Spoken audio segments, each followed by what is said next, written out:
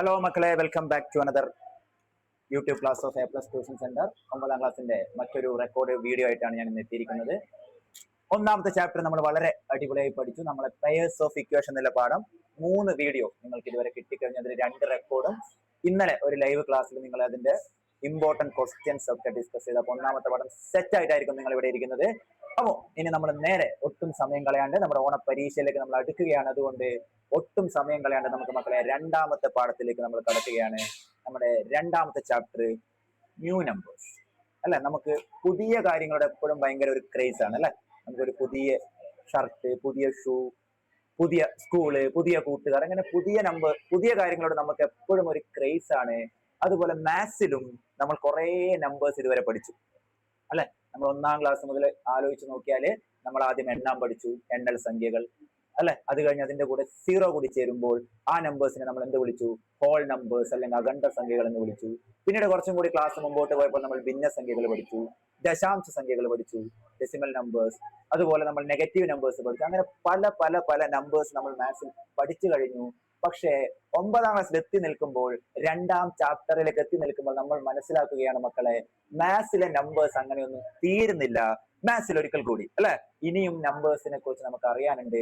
അതുകൊണ്ടാണ് നമ്മുടെ 2ാമത്തെ ചാപ്റ്ററിന്റെ പേര് ന്യൂ നമ്പേഴ്സ്. എന്താണ് ഈ ന്യൂ നമ്പേഴ്സ്, എന്താണ് ഇതിൽ പഠിക്കാനുള്ളത് എന്നൊക്കെ കൃത്യമായി നമ്മൾ മനസ്സിലാക്കും. അതിനുശേഷം മാത്രമായിരിക്കും നമ്മൾ ഈ പാഠത്തിലെ ക്വസ്റ്റ്യൻസിലേക്ക് കടക്കുന്നത്. അപ്പോൾ ആദ്യമായിട്ട് ഈ പാഠം പഠിക്കുന്ന ഒരാൾക്ക് പോലും മനസ്സിലാകുന്ന രീതിയിൽ വളരെ സിമ്പിൾ ആയിട്ടാണ് ഞാൻ ഈ ഒരു ക്ലാസ് തയ്യാറാക്കിയിരിക്കുന്നത്. കൃത്യമായി ശ്രദ്ധിക്കുക.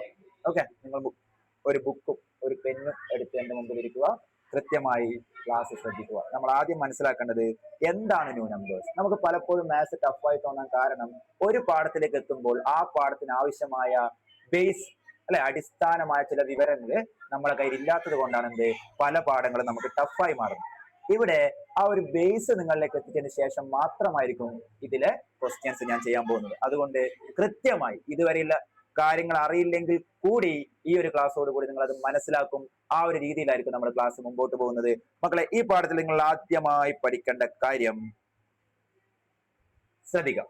പുതിയ സംഖ്യകൾ എന്താണ് പറയുന്നതിന് മുമ്പ് ഇത് നിങ്ങൾക്ക് അറിയുന്ന കാര്യമാണ് അല്ലെ. നമ്മൾ 7ാം ക്ലാസ്സിലോ 8ാം ക്ലാസ്സിലോ പഠിച്ച കാര്യമാണ് ഒരു നമ്പറിന്റെ സ്ക്വയർ. എങ്ങനെയാണ് ഒരു നമ്പറിന്റെ സ്ക്വയർ കണ്ടുപിടിക്കുന്നത്? എന്താണ് ഒരു നമ്പറിന്റെ സ്ക്വയർ? മലയാളത്തിൽ അതിനെ വർഗം എന്ന് പറയും. എന്താണ് ഒരു നമ്പറിന്റെ വർഗം എന്ന് പറയുന്നത്? ഒരു നമ്പറിനെ അല്ലെ, A number multiplied with a same number. ഒരു നമ്പറിനെ അതേ നമ്പർ കൊണ്ട് മൾട്ടിപ്ലൈ ചെയ്താൽ നമ്മൾ അതിനെ വിളിക്കുന്നതാണ് ആ നമ്പറിന്റെ സ്ക്വയർ. മലയാളത്തിൽ വർഗം എന്ന് വിളിക്കും അല്ലെ. അപ്പൊ നമുക്കറിയാം 1 എന്നുള്ള നമ്പറിന്റെ വർഗം സ്ക്വയർ 1 ആയിരിക്കും. എങ്ങനെ കിട്ടുക? 1 × 1 = 1. 2 എന്നുള്ള നമ്പറിന്റെ വർഗം സ്ക്വയർ 4 ആയിരിക്കും. 2 × 2 = 4. 2² = 4. 3, 9, 16, 25 ഇങ്ങനെ ഓരോ നമ്പറിന്റെയും സ്ക്വയർ കണ്ടുപിടിക്കാൻ നമുക്കറിയാം അല്ലെ. അങ്ങനെയാണെങ്കിൽ നമ്പർ 15ന്റെ സ്ക്വയർ, 15ന്റെ സ്ക്വയർ അങ്ങനെ കണ്ടുപിടിക്കുക.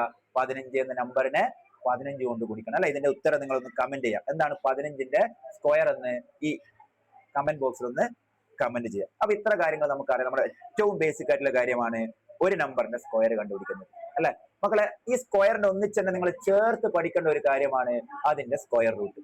ക്ലിയർ? അതിന്റെ സ്ക്വയർ റൂട്ട് എന്താണ്? ഇപ്പൊ സ്ക്വയർ റൂട്ട്, രാജുവിന്റെ ഏട്ടനാണ് രാമുവെങ്കിൽ രാമുവിന്റെ അനിയനാണ് രാജു. രാജുവിന്റെ ഏട്ടൻ രാമു ആണെങ്കിൽ രാമുവിന്റെ അനിയനാണ് രാജു നമുക്ക് പറഞ്ഞൂടെ. അതേ രീതിയിൽ 2 എന്ന നമ്പറിന്റെ സ്ക്വയർ ആണ് 4 എങ്കിൽ 4 എന്ന നമ്പറിന്റെ സ്ക്വയർ റൂട്ടാണ് 2. അത് കൃത്യമായ റിലേഷൻ മനസ്സിലാക്കി വെക്കാം. 3 എന്ന നമ്പറിന്റെ സ്ക്വയർ ആണ് 9 എങ്കിൽ 9ന്റെ സ്ക്വയർ റൂട്ടാണ് 3.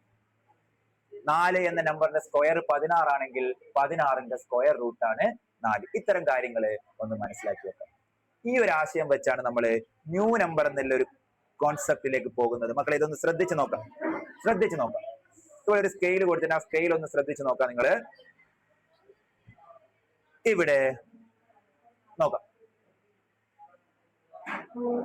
ഈ സ്കെയിലിന്റെ മുകളിൽ ഞാൻ കൊടുത്തിരിക്കുന്നത് നമ്പറാണ്, നമ്മുടെ നാച്ചുറൽ നമ്പറാണ് 1. താഴെ നിങ്ങൾക്ക് കാണാൻ സാധിക്കുന്നത് 1 എന്ന നമ്പറിന്റെ സ്ക്വയർ. 1ന്റെ സ്ക്വയർ നമുക്കറിയാം 1. 2ന്റെ സ്ക്വയർ നമുക്ക് താഴെ ശ്രദ്ധിക്കുക. 1 എന്ന നമ്പറിന്റെ സ്ക്വയർ ആണ് ഇതിൽ മുകളിൽ കൊടുത്തിരിക്കുന്നത്. 1ന്റെ സ്ക്വയർ 1. 2ന്റെ സ്ക്വയർ 4, 3ന്റെ സ്ക്വയർ 9, 4ന്റെ സ്ക്വയർ 16, 5ന്റെ സ്ക്വയർ 25. ഈ ഒരു സ്ക്വയർ സ്കെയിൽ കൃത്യമായി ഒന്ന് നോക്കി വെക്കാം. ഒന്നുകൂടി പറയാം. ഒന്നാമത്തെ ഈ സ്കെയിലിന്റെ താഴെ ഉള്ളത് നമ്പർ ആണ്, മുകളിലുള്ളത് ആ നമ്പറിന്റെ സ്ക്വയർ ആണ്. 1ന്റെ സ്ക്വയർ 1, 2ന്റെ സ്ക്വയർ 4, 3ന്റെ സ്ക്വയർ 9, 4ന്റെ സ്ക്വയർ 16, 5ന്റെ സ്ക്വയർ 25. ഇതൊന്ന് കൃത്യമായി മനസ്സിലാക്കുക. അങ്ങനെയാണെങ്കിൽ തിരിച്ചെങ്ങനെ പറയും? 1ന്റെ സ്ക്വയർ 1 ആണെങ്കിൽ തിരിച്ച് 1ന്റെ സ്ക്വയർ റൂട്ട് ആണ് 1. ഇതൊന്ന് മനസ്സിലാക്കി വെക്കാം. 2ന്റെ സ്ക്വയർ ആണ് 4. അങ്ങനെയാണെങ്കിൽ 4ന്റെ സ്ക്വയർ റൂട്ട് ആണ് 2. 9, 3 എന്ന നമ്പറിന്റെ സ്ക്വയർ ആണ് 9. തിരിച്ച് 3 കിട്ടണമെങ്കിൽ ഈ 9ന് നമ്മൾ എന്തെടുക്കണം? സ്ക്വയർ റൂട്ട് എടുക്കണം. 4 എന്ന നമ്പറിന്റെ സ്ക്വയർ ആണ് 16. തിരിച്ച് ഈ 16ന്റെ സ്ക്വയർ റൂട്ട് ആണ് 4. ഇതൊന്ന് കൃത്യമായി മനസ്സിലാക്കി വെക്കാം. ഓക്കെ, ഇനിയാണ് നമ്മുടെ പാഠത്തിലേക്ക് കടക്കുന്നത്. വളരെ ഇമ്പോർട്ടന്റ് ആണ്, ശ്രദ്ധിച്ചിരിക്കുക. ഇനിയാണ് നമ്മുടെ പാഠത്തിലേക്ക് കടക്കുന്നത്. മക്കളെ ശ്രദ്ധിച്ചിരിക്കുക.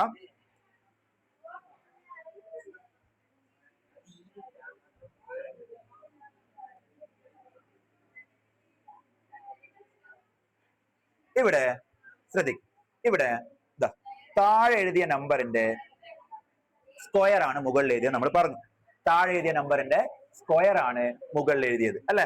1 എന്ന നമ്പറിന്റെ സ്ക്വയർ ആണ് 1, 1ന്റെ സ്ക്വയർ റൂട്ട് ആണ് എന്ത് പറഞ്ഞു നമ്മള്? തിരിച്ച് 1 കിട്ടിയത്. 2 എന്ന നമ്പറിന്റെ സ്ക്വയർ ആണ് 4, 4ന്റെ സ്ക്വയർ റൂട്ട് ആണ് 2. മക്കളെ അങ്ങനെയാണെങ്കിൽ ഇവിടെ നോക്ക്, ഇവിടെ 1 എന്നുള്ള നമ്പർ കഴിഞ്ഞ് നമുക്ക് ഇവിടെ 2, 3, അതുപോലെ 4 എന്ന നമ്പർ കഴിഞ്ഞ് 5, 6, 7,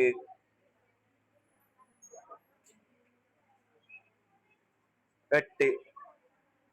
മക്കളെ 1 എന്ന നമ്പറിന്റെ സ്ക്വയർ ആണ് 1, 2 എന്ന നമ്പറിന്റെ സ്ക്വയർ ആണ് 4. നിങ്ങൾ ശ്രദ്ധിക്കേണ്ടത് ഈ 1 കഴിഞ്ഞ് അടുത്ത നമ്പർ 4 ആണ് അല്ലെ. 1 കഴിഞ്ഞ് അടുത്ത നമ്പർ 4 ആണ്. 4 കഴിഞ്ഞ് അടുത്ത നമ്പർ 9 ആണ്. 9 കഴിഞ്ഞ് അടുത്ത നമ്പർ 16 ആണ്. 16 കഴിഞ്ഞ് അടുത്ത നമ്പർ 20. എന്താണ് ഇതിന്റെയൊക്കെ പ്രത്യേകത? ഈ മുകളിൽ എഴുതിയ എല്ലാ നമ്പറിനും നമുക്ക് എന്തെടുക്കാൻ പറ്റും? കൃത്യമായി റൂട്ട് എടുക്കാൻ പറ്റും. ക്ലിയർ? കൃത്യമായി റൂട്ട് എടുക്കാൻ പറ്റും. എങ്ങനെയാണ്? 1ന് റൂട്ട് എടുക്കാം, 4ന് റൂട്ട് എടുക്കാം, 9ന് റൂട്ട് എടുക്കാം, 16ന് റൂട്ട് എടുക്കാം, 25ന് റൂട്ട് എടുക്കാം. കൃത്യമായി റൂട്ട് എടുക്കാൻ പറ്റുന്ന നമ്പറാണ് താഴെ എഴുതിയ 1, 2, 3, 4, 5. ഈ താഴെ എഴുതിയ നമ്പറിന് ഒരു പ്രത്യേകത ഉണ്ട്. നിങ്ങൾക്ക് അത് കൃത്യമായി മനസ്സിലാക്കാൻ പറ്റും. താഴെ എഴുതിയ എല്ലാ നമ്പറും എന്താണ് മക്കളെ? നാച്ചുറൽ നമ്പേഴ്സ് ആണ് അല്ലെ. നാച്ചുറൽ നമ്പേഴ്സ് ആണ് 1, 2, 3, 4, 5 തുടങ്ങുന്ന നമ്പേഴ്സ്. പക്ഷെ നിങ്ങൾ ഇവിടെ ശ്രദ്ധിക്കേണ്ട കാര്യം മുകളിൽ എഴുതിയ നമ്പർ തമ്മിലുള്ള ഗ്യാപ്പാണ് നിങ്ങൾ ശ്രദ്ധിക്കേണ്ടത്. 1 കഴിഞ്ഞ് അടുത്ത നമ്പർ 4 ആണ്. 4 കഴിഞ്ഞ് അടുത്ത നമ്പർ 9 ആണ്. 9 കഴിഞ്ഞ് അടുത്ത നമ്പർ 16 ആണ്. 16 കഴിഞ്ഞ് അടുത്ത നമ്പർ 20. ഇങ്ങനെ വരുന്ന നമ്പേഴ്സിന് നമ്മൾ വിളിക്കുന്ന പേരാണ് പെർഫെക്റ്റ് സ്ക്വയേഴ്സ് അല്ലെങ്കിൽ പൂർണ്ണവർഗ്ഗങ്ങൾ എന്ന് വിളിക്കും. കൃത്യമായി റൂട്ട് എടുക്കാൻ പറ്റുന്ന സംഖ്യകളെ നമ്മൾ വിളിക്കുന്ന പേരാണ് എന്ത്? പെർഫെക്റ്റ് സ്ക്വയർ അല്ലെങ്കിൽ പൂർണ്ണ സംഖ്യകൾ. അപ്പൊ നിങ്ങൾ ഇവിടെ ശ്രദ്ധിക്കേണ്ടത് ഈ 1 കഴിഞ്ഞ് ഇവിടെ 2, 3 എന്നുണ്ട് അല്ലെ. എന്താ ഈ 2ന്റെയും 3ന്റെയും പ്രത്യേകത? നമ്മൾ നേരത്തെ 1ന് റൂട്ട് എടുത്ത പോലെ കൃത്യമായി 2ന് റൂട്ട് എടുക്കാൻ പറ്റുമോ? 2ന് റൂട്ട് എടുക്കാൻ പറ്റുമോ? കാരണം 1 കഴിഞ്ഞ അടുത്ത നാച്ചുറൽ നമ്പർ 2 ആണ്. ആ 2 ഏതിന്റെ സ്ക്വയർ റൂട്ടാണ്? 4 എന്ന് പറയുന്ന നമ്പറിന്റെ സ്ക്വയർ റൂട്ടാണ്. അപ്പൊ നമ്മുടെ പ്രശ്നം എന്ന് പറയുന്നത് ഇതിന്റെ ഇടയിൽ വരുന്ന ഈ 2, ഈ 3 എന്നീ സംഖ്യകൾക്ക് നമുക്ക് എന്ത് കണ്ടുപിടിക്കണം? റൂട്ട് കണ്ടുപിടിക്കണം. നിങ്ങൾ സ്കെയിൽ ഒന്ന് ശ്രദ്ധിച്ചു നോക്കാം. 1ന്റെ റൂട്ട് നമുക്ക് 1 എന്ന് അറിയാം. അപ്പൊ ഇവിടെ എവിടെയെങ്കിലും ആയിട്ട് ഇതാ ഈ 2 എന്നുള്ള നമ്പറിന്റെ ശ്രദ്ധിച്ചു നോക്കാം. ഈ 2 എന്നുള്ള നമ്പറിന്റെ റൂട്ട് ഞാൻ എടുത്താൽ അത് എവിടെ വരും? ഏകദേശം എവിടെ വരും? ഈ 1നും 2നും ഇടയിലുള്ള ഒരു വാല്യൂ ആയിരിക്കുമല്ലോ. എന്തുകൊണ്ട്? 1ന്റെ സ്ക്വയർ 1ഉം 2ന്റെ സ്ക്വയർ 4ഉം ആണ് അല്ലെ. 4ന്റെ സ്ക്വയർ റൂട്ട് 2, 1ന്റെ സ്ക്വയർ റൂട്ട് 1. അപ്പൊ ഈ 2 എന്നുള്ള നമ്പറിന് ഞാൻ സ്ക്വയർ റൂട്ട് എടുത്താൽ അതിന്റെ വാല്യൂ എത്രയാണെന്ന് കൃത്യമായി എനിക്ക് കണ്ടുപിടിക്കാൻ പറ്റില്ല. കാരണം അത് എന്തല്ല? ഒരു നാച്ചുറൽ നമ്പർ അല്ല എന്ന് മനസ്സിലാക്കുക. അതാണ് ഈ പാഠത്തിലെ ഏറ്റവും ഇമ്പോർട്ടന്റ്, ഏറ്റവും ആദ്യത്തെ കാര്യം. അതൊരു നാച്ചുറൽ നമ്പർ അല്ല. അതേപോലെ 3ന് ഞാൻ റൂട്ട് എടുത്താൽ അതിന് ഞാൻ എന്തെഴുതും? റൂട്ട് 3 എന്ന് എഴുതാം. റൂട്ട് 3 എന്ന് എഴുതാം. ഈ റൂട്ട് 3ന്റെ പ്രത്യേകത എന്തായിരിക്കും? ഇതും ഒരു പെർഫെക്റ്റ് സ്ക്വയർ അല്ല അല്ലെ. റൂട്ട് 3 എടുത്താൽ അതിന്റെ വാല്യൂ അവിടെ വരും റൂട്ട് 3ന്റെ വാല്യൂ എവിടെ വരും? 1നും 2നും ഇടയിലുള്ള ഒരു വാല്യൂ വരും. ഇപ്പൊ നമ്മ പറഞ്ഞ ഒന്നുകൂടി പറയാം. റൂട്ട് 1 എനിക്ക് 1 എന്ന് എഴുതാം. റൂട്ട് 2 പറയാൻ പറ്റൂല. Root 3 root 4. ഈ റൂട്ട് 4ന്റെ വാല്യൂ എത്രയാണെന്ന് അറിയാൻ എനിക്ക് 2 എന്നറിയാം. ഓക്കെ, ഇതിന്റെ ഇടയിൽ വരുന്ന ഈ റൂട്ട് 2 ഈ റൂട്ട് 3 ഇതിന്റെ വാല്യൂ എനിക്ക് അറിയാൻ പറ്റില്ല അല്ലെ? ഇങ്ങനെ റൂട്ടിന്റെ അകത്ത് ഒരു പൂർണ്ണവർഗമല്ലാത്ത സംഖ്യകൾ വന്നാൽ ഈ സംഖ്യകളൊക്കെ നമുക്ക് കൃത്യമായി എന്തെടുക്കാൻ പറ്റൂല, ഒരു കൃത്യമായ ഒരു ഉത്തരത്തിലേക്ക് എത്തിച്ചേരാൻ പറ്റില്ല മക്കളെ. ഇത്തരത്തിലുള്ള നമ്പേഴ്സിനെ പറ്റിയാണ് നമ്മൾ ഈ പാഠത്തിൽ പഠിക്കുന്നത്. ഓക്കെ, ഇവിടെ നിങ്ങൾ ചെയ്യേണ്ടത്, ഞാനിവിടെ കുറച്ച് നമ്പർ എഴുതാം. Root 1, root 2, root 3, root 4, root 5, root 6, root 7, root 8, root 9. ഇവിടെ 9 നമ്പേഴ്സ് ഞാൻ എഴുതി. നിങ്ങൾക്ക് തരുന്ന ഒരു ടാസ്ക്, ഈ ഒരു നമ്പർ നമ്മൾ ചെറിയ ക്ലാസ്സിൽ ചെയ്യുന്ന പോലെ നമ്മൾ ചെറിയ ക്ലാസ്സിൽ നമ്മൾ എന്ത് ചെയ്യലുണ്ട്, നമ്പേഴ്സിനെ തരംതിരിക്കലുണ്ട്. നമ്പേഴ്സ് അല്ലെങ്കിൽ വേറെ എന്തെങ്കിലും നമ്മുടെ മറ്റ് വിഷയങ്ങൾ നമ്മൾ എന്ത് ചെയ്യലുണ്ട്, തരംതിരിച്ച് എഴുതലുണ്ട്, ഡിഫറൻഷിയേറ്റ് ചെയ്ത് എഴുതലുണ്ട്. 2 കോളത്തിലാക്കി ഈ നമ്പേഴ്സിനെ എഴുതാൻ പറഞ്ഞാൽ ഒന്നാമത്തെ കോളം, രണ്ടാമത്തെ കോളം ഈ നമ്പേഴ്സിനെ ഈ 1, 2 കോളത്തിലേക്ക് മാറ്റാൻ പറഞ്ഞാൽ എത്ര പേർക്ക് കൃത്യമായി ഇതൊന്ന് മാറ്റാൻ പറ്റും? ഒന്ന് വീഡിയോ ഒന്ന് പോസ് ചെയ്ത് ഒന്ന് ചെയ്ത് നോക്കി. ഇതിൽ നമ്പർ ഉണ്ട്, പല നമ്പർ ഉണ്ട്. റൂട്ട് 1 മുതൽ റൂട്ട് 9 വരെ നമ്പർ ഉണ്ട്. എത്ര പേർക്ക് കൃത്യമായി ഇത് ഒന്നാമത്തെ കോളത്തിലേക്ക് രണ്ടാമത്തെ കോളത്തിലേക്ക് മാറ്റാൻ പറ്റും? ഒന്ന് വീഡിയോ പോസ് ചെയ്യുക, ഒന്ന് ചിന്തിച്ച് നോക്കുക. ഉത്തരം കണ്ടെത്തിയാൽ കമന്റ് ചെയ്യുക. ഓക്കെ, യെസ്, ശ്രദ്ധിക്കുക. ഈ ഒന്നാമത്തെ കോളത്തിലേക്ക് ഞാൻ റൂട്ട് 1നെ പ്ലേസ് ചെയ്യുന്നു, ഒന്നാമത്തെ കോളത്തിൽ. രണ്ടാമത്തെ കോളത്തിലാണ് ഞാൻ റൂട്ട് 2നെ എഴുതുന്നത്. അപ്പൊ എന്തോ പ്രത്യേകത ഉണ്ട്, നിങ്ങൾ അത് ആലോചിക്കാം. ഈ റൂട്ട് 3ഉം ഞാൻ ഇവിടെ എഴുതി, രണ്ടാമത്തെ കോളത്തിൽ എഴുതി. റൂട്ട് 4 ഞാൻ ഇവിടെ എഴുതി, ഒന്നാമത്തെ കോളത്തിൽ എഴുതി. റൂട്ട് 5 ഞാൻ ഇവിടെ എഴുതി, രണ്ടാമത്തെ കോളം. റൂട്ട് 6, റൂട്ട് 7, റൂട്ട് 8 ഞാൻ രണ്ടാമത്തെ കോളത്തിൽ എഴുതി. മക്കളെ, റൂട്ട് 9 ഞാൻ ഒന്നാമത്തെ കോളത്തിൽ എഴുതി. എന്താണ് വ്യത്യാസം? ഒന്നാമത്തെ കോളത്തിന്റെയും രണ്ടാമത്തെ കോളത്തിന്റെയും വ്യത്യാസം എന്താണ് മക്കളെ? ആ വ്യത്യാസമാണ് നമ്മുടെ ഈ ചാപ്റ്റർ. ഒന്ന് ശ്രദ്ധിച്ചു നോക്കുക. റൂട്ട് 1 എന്ന് പറയുന്നത് നമ്മൾ പണ്ട് ചെറിയ ക്ലാസ്സിൽ പഠിക്കുന്ന 1 എന്ന നമ്പർ. റൂട്ട് 4 എന്ന് പറയുന്നത് നമ്മൾ ചെറിയ ക്ലാസ്സിൽ പഠിക്കുന്ന 2 എന്ന നമ്പർ. റൂട്ട് 9 എന്ന് പറയുന്നത് നമ്മൾ ചെറിയ ക്ലാസ്സിൽ പഠിക്കുന്ന 3 എന്ന നമ്പർ. ഇതൊന്നും നമുക്ക് പുതിയ നമ്പേഴ്സ് അല്ല, നമുക്ക് ഓൾറെഡി അറിയുന്ന നമ്പേഴ്സ് ആണ്. എന്നാൽ റൂട്ട് 2 എന്ന് പറയുന്ന നമ്പർ, റൂട്ട് 3 എന്ന് പറയുന്ന number, root 5, root 6, root 7, root 8 ഇതിനൊന്നും കൃത്യമായി ഒരു നമ്പർ പറയാൻ പറഞ്ഞാൽ നമ്മുടെ മനസ്സിൽ ഒരു നമ്പർ ഇല്ല. ഇത്തരം നമ്പേഴ്സിനെയാണ് നമ്മൾ എന്ത് വിളിക്കുന്നത്? ന്യൂ നമ്പേഴ്സ് അല്ലെങ്കിൽ പുതിയ സംഖ്യകൾ എന്ന് വിളിക്കുന്നത്. വളരെ സിമ്പിൾ ആയ ഒരു ചാപ്റ്റർ ആണ്. ഈ ഇത്തരം നമ്പേഴ്സ് ഉപയോഗിച്ചുള്ള ചില സിമ്പിൾ കാൽക്കുലേഷൻ മാത്രമാണ് ഈ പാഠത്തിൽ വരുന്നത്. നിങ്ങളുടെ ഓണപ്പരീക്ഷയിൽ നിങ്ങൾക്ക് ഏറ്റവും കൂടുതൽ മാർക്ക് സ്കോർ ചെയ്യാൻ പറ്റുന്ന ഒരു പാഠം കൂടിയാണ് ഇത്. പേയേഴ്സ് ഓഫ് ഇക്വേഷൻ ഒക്കെ പഠിച്ച് സെറ്റായി നിൽക്കുന്ന നിങ്ങൾക്ക് ഇത് വളരെ പുഷ്പം പോലെ പഠിച്ചെടുക്കാൻ പറ്റുന്ന ഒരു പാഠം കൂടിയാണ് അല്ലെ? അപ്പൊ നമ്മൾ ഇനി അന്വേഷിക്കേണ്ടത് ഈ റൂട്ട് 2, റൂട്ട് 3ന്റെയും വാല്യൂ ആണ് നമുക്ക് കിട്ടേണ്ടത്. റൂട്ട് 2ന്റെയും റൂട്ട് 3ന്റെയും വാല്യൂ അന്വേഷിച്ച് പോയാൽ നമ്മൾ എത്തി നിൽക്കുന്നത്, മക്കളെ, ഇതൊന്ന് കാണാണ്ട് പഠിച്ചു വെക്കാം. ഈ പാഠത്തിൽ ഒന്നാമത്തെ ഏറ്റവും ഇമ്പോർട്ടന്റ് ടാസ്ക് എന്ന് പറയുന്നത് നിങ്ങൾക്ക് ഈ വാല്യൂ ഒന്ന് കാണാണ്ട് പഠിച്ചു വെക്കാം. Root 2 is equal to 1.414. Root 2ന്റെ വില 1.414 അത് തുല്യമായിരിക്കില്ല. നമ്മൾ അതിനെ അപ്രോക്സിമേറ്റ്ലി 1.414 എന്ന് പറയാം. അതേപോലെ റൂട്ട് 3ന്റെ വില, റൂട്ട് 3ന്റെ വാല്യൂ 1.732. ഇതും കൃത്യമല്ല, അപ്രോക്സിമേറ്റ്. പക്ഷെ നമുക്ക് പരീക്ഷയ്ക്ക് ഈ 2 വാല്യൂ മാത്രം മതി. ഓക്കെ, പുതിയ സംഖ്യകള് റൂട്ട് 2, റൂട്ട് 3 നിൽക്കുന്നതല്ല. Root 5, root 6, root 7, root 8, root 10 ഇങ്ങനെ തുടങ്ങി പെർഫെക്റ്റ് സ്ക്വയർ അല്ലാത്ത എല്ലാ റൂട്ടിൽ അകത്ത് വരുന്ന നമ്പേഴ്സും നമുക്ക് ഏതിൽ പെടുത്താം? നമ്മുടെ ന്യൂ നമ്പേഴ്സിൽ പെടുത്താം. പക്ഷെ നിങ്ങളുടെ ഭാഗ്യം എന്ന് പറയാം എന്താ, ആകെ 2 നമ്പർ മാത്രമേ നിങ്ങൾക്ക് പഠിക്കാനുള്ളൂ. മക്കളെ, ഇതിൽ നിങ്ങൾക്ക് ആകെ റൂട്ട് 2ന്റെയും റൂട്ട് 3ന്റെയും വാല്യൂ ഒന്ന് പഠിച്ചു വെക്കാം. എക്സാമിന് ഏറ്റവും ഇമ്പോർട്ടന്റ് ആയിട്ടുള്ള 2 ആൾക്കാരാണ് നമ്മുടെ റൂട്ട് 2ഉം റൂട്ട് 3ഉം. ഇത് മാത്രമാണ് നിങ്ങൾക്ക് ഇതിൽ പഠിക്കാനുള്ളത്. ഇതൊന്ന് പഠിച്ചു വെക്കാം. Root 2 is equal to 1.414, root 3 is equal to 1.732. പിന്നെ നിങ്ങൾക്ക് പ്രശ്നം വരുന്നത് ചില പണ്ട് അല്ല ചെറിയ ക്ലാസ്സിൽ പഠിച്ച ചില കാര്യങ്ങള് മറന്നു പോകുന്നത് വളരെ വലിയൊരു പ്രശ്നമാണ്. അതാണ് നമ്മുടെ ഈ പുതിയ പാഠത്തിലും മാർക്ക് സ്കോർ ചെയ്യുന്നതിന് നിങ്ങളെ ബാധിക്കുന്നത്. അപ്പൊ അതുകൊണ്ട് പണ്ട് നിങ്ങൾ പഠിച്ച ഒരു ഏറ്റവും സിമ്പിളായ ഒരു കാര്യം ഓർമ്മിപ്പിച്ചിട്ടാണ് ഞാൻ ഈ പാഠത്തിലേക്ക് കടക്കാൻ പോകുന്നത്.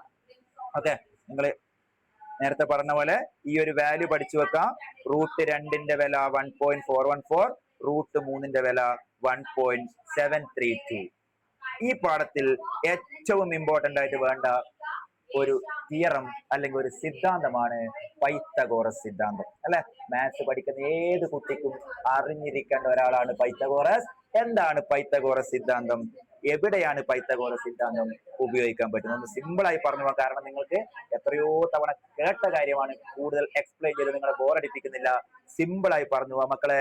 ഒരു ആംഗിൾ 90 ഡിഗ്രി ആണെങ്കിൽ ആ ആംഗിൾ, ആ ഒരു ട്രയാങ്കിളിനെ നമ്മൾ വിളിക്കുന്ന പേരാണ് എന്ത്? റൈറ്റ് ട്രയാങ്കിൾ അല്ലെങ്കിൽ റൈറ്റ് ആംഗിൾ ട്രയാങ്കിൾ. മലയാളത്തിൽ മട്ടത്രികോണം എന്ന് വിളിക്കും. അല്ലെ, ഈ മട്ടത്രികോണത്തിലാണ് നമുക്ക് എന്ത് ഉപയോഗിക്കാൻ പറ്റുന്നത്? പൈത്തഗോറസ് സിദ്ധാന്തം അല്ലെങ്കിൽ പൈത്തഗോറസ് തിയറം ഉപയോഗിക്കാൻ പറ്റുന്നു. അത് അറിയുന്ന കുട്ടികളാണെങ്കിൽ ഇതൊന്ന് സ്കിപ്പ് ചെയ്യാം. അറിയാത്ത കുട്ടികൾ ഇപ്പൊ തന്നെ ഇത് നോട്ട് ചെയ്ത് വെക്കാം. ഈ 90 ഡിഗ്രിക്ക് ഓപ്പോസിറ്റിലെ വശമായിരിക്കും ഈ ട്രയാങ്കിളിലെ ഏറ്റവും വലിയ വശം. അതിനെ നമ്മൾ വിളിക്കുന്ന പേരാണ് എന്ത്? ഹൈപ്പോടെന്യൂസ്. ഹൈപ്പോടെന്യൂസ് മലയാളത്തിൽ കർണം എന്ന് വിളിക്കും. കർണം.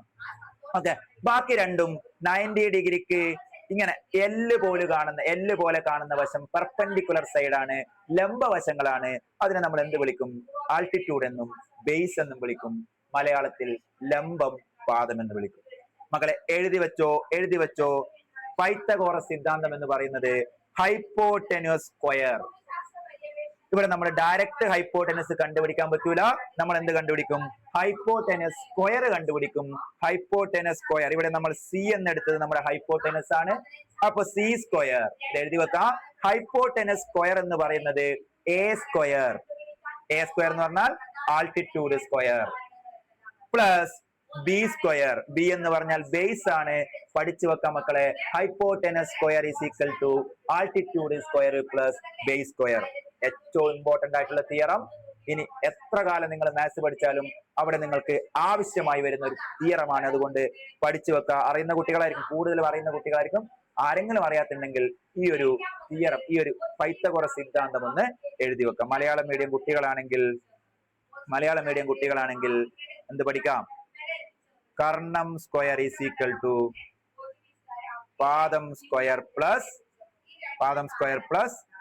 ലംബം സ്ക്വയർ. ഒന്ന് പഠിച്ചു വെക്കാം. ഇത് ഈ പാഠത്തിലെ ഏറ്റവും ഇമ്പോർട്ടന്റ് ആണ്. Karnam square is equal to പാദം സ്ക്വയർ പ്ലസ് ലംബം സ്ക്വയർ. ഒരു സിമ്പിൾ എക്സാമ്പിൾ പറഞ്ഞു നമുക്ക് പോവാം. എങ്ങനെയാണ് പൈത്തഗോറസ് സിദ്ധാന്തം നമ്മൾ ക്വസ്റ്റ്യനിൽ ഉപയോഗിക്കുന്നത്? മക്കളെ ശ്രദ്ധിക്കാം. ഒരു ബേസിക് ക്വസ്റ്റ്യൻ ആണ്. Basic question.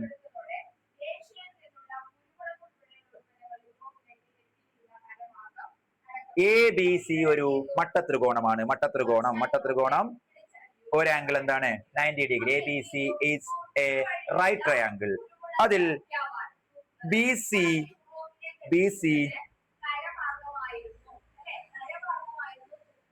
ഒരു 4, ബി സി 4ഉം എ ബി 3ഉം ആണെങ്കിൽ എ സിയുടെ നീളം കണ്ടുപിടിക്കുക. എന്താണ് നമ്മുടെ എ സി? എ സി എന്ന് പറയുന്നത് നമ്മുടെ കർണമാണ്, ഹൈപ്പോടെനസ് ആണ്. നമ്മൾ എന്ത് പഠിച്ചു? എ സി സ്ക്വയർ കണ്ടുപിടിക്കാൻ നമുക്കറിയാം. A C square is equal to A B square plus B C square. A C square is equal to A B square plus B C square. A C square ആണ് കണ്ടുപിടിക്കേണ്ടത്. A B എന്ന് പറഞ്ഞാൽ 3 ആണ്. 3 square plus B C എന്ന് പറഞ്ഞാൽ 4 ആണ്. 4 square. A C square is equal to A B square plus B C square. A C square is equal to 3 square എന്ന് പറയുന്നത് 9 ആണ്. 4 സ്ക്വയർ എന്ന് പറയുന്നത് 16 ആണ്. 9 പ്ലസ് 16 25. മക്കളെ എ സി സ്ക്വയർ ആണ് 25. എന്താണ് എ സി? കർണമാണ് എ സി. കർണത്തിന്റെ സ്ക്വയർ 25 ആണെങ്കിൽ എത്രയായിരിക്കും കർണം? A C is equal to √25. A C is equal to √25 is equal to 5 എന്ന ഉത്തരത്തിലേക്ക് നമ്മൾ. ഇങ്ങനെയാണ് പൈത്തഗോറസ് സിദ്ധാന്തം ഉപയോഗിക്കൽ. ഇങ്ങനെയാണ് പൈത്തഗോറസ് സിദ്ധാന്തം ഉപയോഗിക്കൽ. ഓക്കെ, അങ്ങനെയാണെങ്കിൽ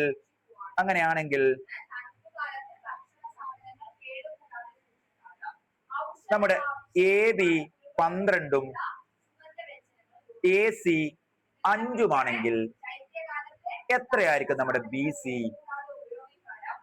ഒന്ന് ചെയ്ത് കമന്റ് ചെയ്യുക. BC എന്ന് പറഞ്ഞ കർണമാണ്. കർണം സ്ക്വയർ കണ്ടുപിടിച്ച് എങ്ങനെയാണ് കർണത്തിലേക്ക് എത്തുക എന്നൊന്ന് കമന്റ് ചെയ്യുക. ഓക്കെ, ഇതിന്റെ ഉത്തരം ഒന്ന് കമന്റ് ചെയ്യുക. മക്കളെ, ഇതിൽ പഠിക്കേണ്ട മറ്റൊരു കാര്യമാണ് സ്ക്വയർ ആൻഡ് ഏരിയ. ഈ പാഠത്തിൽ നിങ്ങൾ പഠിച്ചു വെക്കാം. ഇത് ബേസ് ആണ്. സ്ക്വയർ ആൻഡ് ഏരിയ എങ്ങനെയാണ് ഒരു സ്ക്വയറിന്റെ ഏരിയ കണ്ടുപിടിക്കുന്നത് പഠിച്ചു വെക്കണം. ഒരു സ്ക്വയറിന്റെ ഏരിയ കണ്ടുപിടിക്കുന്നത് എങ്ങനെയെന്ന് പഠിച്ചു വെക്കണം. നമുക്കറിയാം സ്ക്വയർ എന്ന് പറഞ്ഞാൽ എന്താണെന്നറിയാം. സ്ക്വയർ എന്ന് പറഞ്ഞാൽ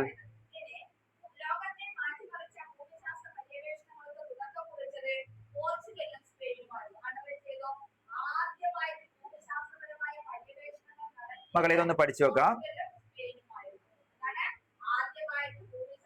ഓക്കെ, ഒരു സ്ക്വയറിന്റെ പ്രത്യേകത എന്താ? എല്ലാ വശങ്ങളും ഈക്വൽ ആയിരിക്കും അല്ലെ?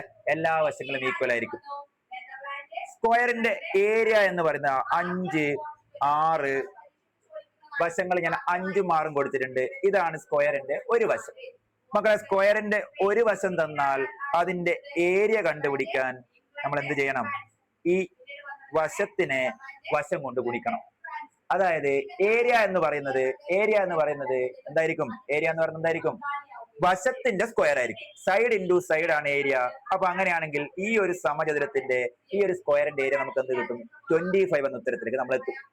അങ്ങനെയാണെങ്കിൽ 6 സെന്റിമീറ്റർ അല്ലെങ്കിൽ 6 സെന്റിമീറ്റർ വശമായി വരുന്ന സ്ക്വയറിന്റെ ഏരിയ എത്രയായിരിക്കും? 36 ആയിരിക്കും. 36 ആയിരിക്കും. ഓക്കെ, അങ്ങനെയാണെങ്കിൽ നിങ്ങൾ കമന്റ് ചെയ്യേണ്ടത് 7 സെന്റിമീറ്റർ ആണ് സൈഡ് എങ്കിൽ ആ ഒരു സ്ക്വയറിന്റെ ഏരിയ എത്രയായിരിക്കും? കൃത്യമായി മനസ്സിലാക്കുക. ക്വസ്റ്റ്യൻ നമ്പർ ഇട്ട ശേഷം കമന്റ് ഇടാം. 7 സൈഡ് എങ്കിൽ ഇതിന്റെ ഏരിയ എത്രയായിരിക്കും എന്ന് കമന്റ് ചെയ്യാം. മക്കളെ, ഇവിടെ നേരത്തെ നമ്മൾ പറഞ്ഞ പോലെ സ്ക്വയറും സ്ക്വയർ റൂട്ടും പറഞ്ഞ പോലെ ഇവിടെ നിങ്ങൾ തിരിച്ചാലോചിക്കണം. ഒരു വശത്തിന്റെ സ്ക്വയർ ആണ് ഏരിയ എങ്കിൽ 25 ഏരിയ ആയ ഒരു സമചതുരത്തിന്റെ ഒരു വശം എന്ന് പറയുന്നത് എന്തായിരിക്കും? √25 ആയിരിക്കും. ഓക്കെ, ഒരു വശം എന്തായിരിക്കും? √25 ആയിരിക്കും. 36 ഏരിയ വരുന്ന ഒരു സ്ക്വയറിന്റെ വശം കണ്ടുപിടിക്കാൻ എന്ത് ചെയ്താൽ മതി മക്കളെ? 36ന്റെ സ്ക്വയർ റൂട്ട് എടുത്താൽ മതി. ഓക്കെ, ആ ഏരിയയും സൈഡും തമ്മിലുള്ള റിലേഷൻ ഒന്ന് മനസ്സിലാക്കി വെക്കുക. എന്താണ് ആ റിലേഷൻ? സൈഡിന്റെ സ്ക്വയർ ആണ് ഏരിയ, ഏരിയയുടെ സ്ക്വയർ റൂട്ട് ആണ് സൈഡ്. കൃത്യമായി ഇതൊന്ന് മനസ്സിലാക്കി വെക്കാം. ഈ പാഠത്തിൽ കുറെ ക്വസ്റ്റ്യൻ ചെയ്യാൻ നമ്മളെ ഹെൽപ്പ് ചെയ്യുന്ന ഒരു പോയിന്റ് ആണ് ഇത്. അങ്ങനെയാണെങ്കിൽ ഈ ഒരു സ്ക്വയറിന്റെ ഏരിയ 9 ആണെങ്കിൽ ഇതിന്റെ വശം എത്രയായിരിക്കും? 9ന്റെ സ്ക്വയർ റൂട്ട് സമം 3 ആയിരിക്കും. ഓക്കെ, അങ്ങനെയാണെങ്കിൽ നിങ്ങൾ ഇനി ഉത്തരം പറയേണ്ടത് നമ്മുടെ ഈ പാഠത്തിനെ കണക്ട് ചെയ്ത് ഞാൻ പറയാൻ പോവുകയാണ്. ശ്രദ്ധിച്ച് കേൾക്കാം. ഈ പാഠത്തിനെ കണക്ട് ചെയ്ത് ഞാൻ പറയാൻ പോവുകയാണ്. മക്കളെ, 7 ഏരിയ, ഈ ഒരു സമചതുരത്തിന്റെ ഏരിയ 7, ഈ ഒരു സമചതുരത്തിന്റെ ഏരിയ 2, ഈ ഒരു സമചതുരത്തിന്റെ ഏരിയ 3. അങ്ങനെയാണെങ്കിൽ നിങ്ങൾ പറയേണ്ടത് ഇതിന്റെ വശത്തിന്റെ നീളമാണ്. മക്കളെ, ഏരിയ തന്നാൽ വശത്തിന്റെ നീളം കിട്ടാൻ വേണ്ടി എന്ത് ചെയ്യണം? ഏരിയയുടെ സ്ക്വയർ റൂട്ട് എടുക്കണം. അപ്പൊ 7 ആണ് ഏരിയ എങ്കിൽ ഇതിന്റെ വശം എത്രയായിരിക്കും? √7. 2 നമ്മുടെ ഏരിയ എങ്കിൽ ഇതിന്റെ വശം എത്രയായിരിക്കും? √2. 3 നമ്മുടെ ഏരിയ എങ്കിൽ വശം എത്രയായിരിക്കും? √3. മകളെ, √7ന്റെ വില നമുക്ക് കൃത്യമായി അറിയില്ല. അത് കാണാണ്ട് പഠിക്കേണ്ട ആവശ്യമില്ല. എന്നാൽ നേരെ മറിച്ച് ഈ ഒരു സമചതുരത്തിന്റെ √2 ആണ് ഇതിന്റെ വശം. അങ്ങനെയാണെങ്കിൽ അത് കൃത്യമായി നമുക്ക് പറയാൻ പറ്റും. അത് 1.414 ആയിരിക്കും. ഈ ഒരു സമചതുരത്തിന്റെ വശം √3 ആയതുകൊണ്ട് അത് എത്രയാണെന്ന് കൃത്യമായി നമുക്ക് പറയാൻ പറ്റും. അത് എത്രയായിരിക്കും? 1.732 ആയിരിക്കും. കൃത്യമായി ഒന്ന് മനസ്സിലാക്കി വെക്കാം. ഇതൊന്ന് സ്ലൈഡ് ഞാൻ നിങ്ങൾക്ക് തരുന്നുണ്ട്, അതിൽ നോക്കി കൃത്യമായി ഒന്ന് മനസ്സിലാക്കാം. Okay, square, area and side എന്നുള്ള ഭാഗം മനസ്സിലാക്കാം. ഓക്കെ,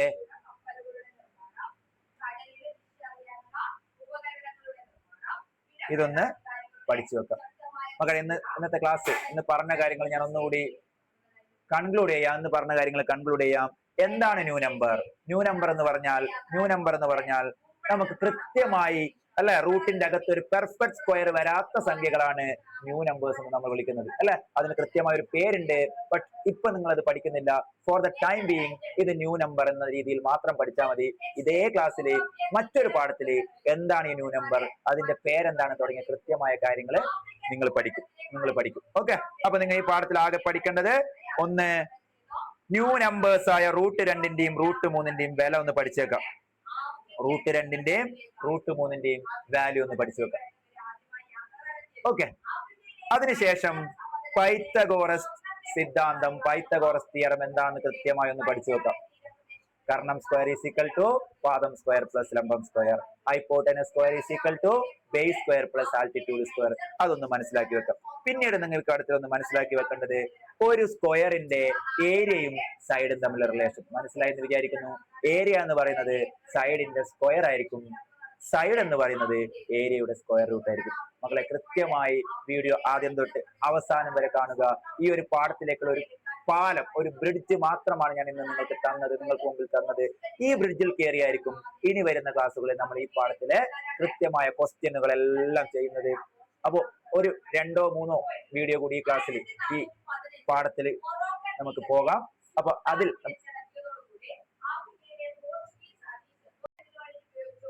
മക്കളെ ഇന്ന് പഠിച്ച കാര്യങ്ങളൊന്ന് കൃത്യമായി മനസ്സിലാക്കി വെക്കാം.